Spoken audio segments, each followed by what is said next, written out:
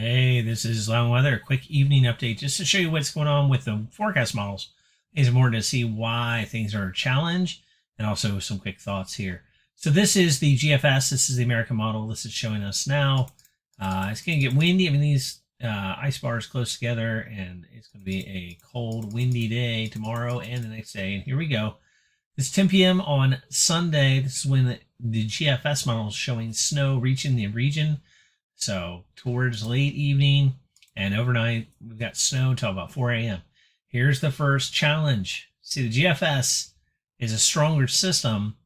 It comes a little further north with the warm air, and therefore it's mixing over. And I got to tell you, we live in an area where it is so easy for storms to find warm air to come in and ruin our snow.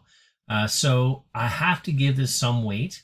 I'm not sure how much to weight it. If you look at the National Weather Service forecast, are showing the sleet and freezing rain possibility late, about this time on Sunday night, Monday morning, I guess, early Monday morning, and then going back over to snow. But here's something else this one brings, is a dry slot. And so what happens is we get this sleety, freezing rain kind of stuff through the early morning. Then look, we dry up for a bit.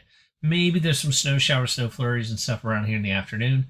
And earlier it was showing a resurgence here, so we get some snow later in the evening again, kind of fluff on top of our whatever we have as far as frozen, and then it finally moves out here around midnight.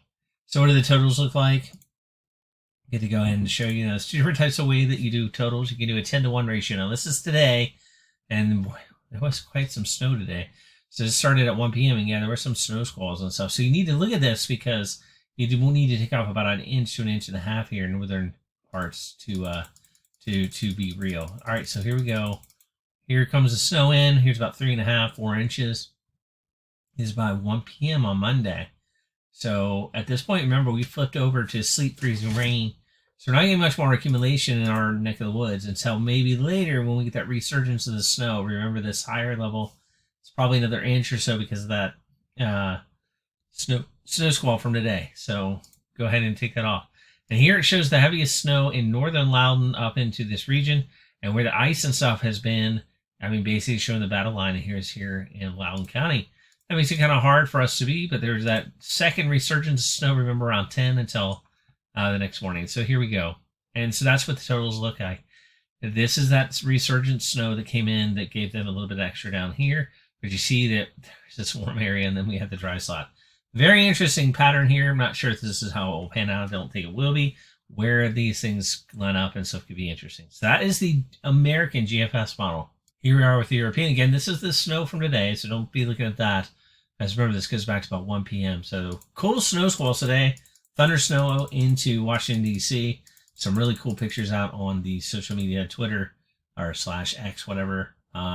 Capital Weather Gang getting tagged a lot on some thunder and lightning. I saw the national, like the Washington Monument get struck by lightning in that snow squall. Man, the European is wet. This is a big snowstorm. And look here in central Virginia. This is over a foot of snow by early Monday. And look, some of these areas seen 14, 15 inches of snow on the European map. So this is a serious snowstorm with a stripe of very heavy snow lay. At one point, it came all the way north, and then it just made its way south. And in the last several runs, it's been this far south with its runs. Now, up in our area, 5, 6 inches of snow is what this is showing. And we're done with the snow at this point. So no more is coming in really in this area. So, 4 to 6 inch snow. That's why 48 inches is probably where I was. Why I'm playing it conservative, because this snow, I think, is going to move north on the next model runs, and we'll have to see how it goes. But let me know if you want to see more of these for analysis. So what would happen if it came north? Well, here's a North American model in NAM. This model is going to be upgraded and changed to a different model.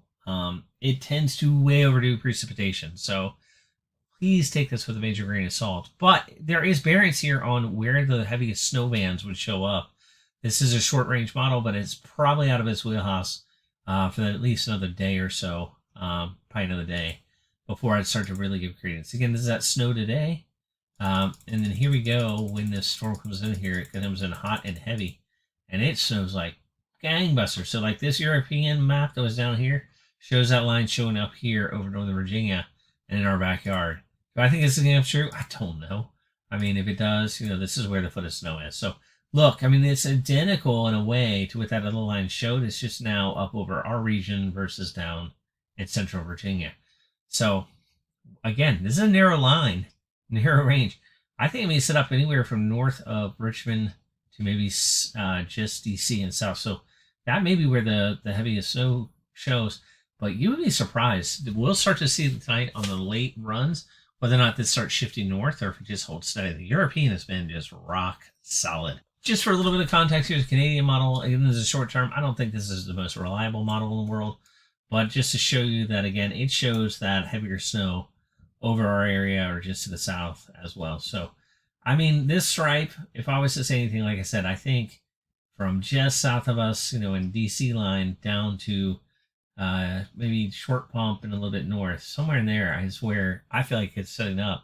But it could, shift up over us. Don't be surprised if it even shifts up north. Also, it may get more moist as we get closer. Sometimes the models shut off the snow a little further to the north, and then they kind of expand it out as we get closer to the event. This one's really hard because the dry air above us or to our north is really, really dry. So there's going to be a sharp delineation between snow and no snow. So anyway, that's what we see there.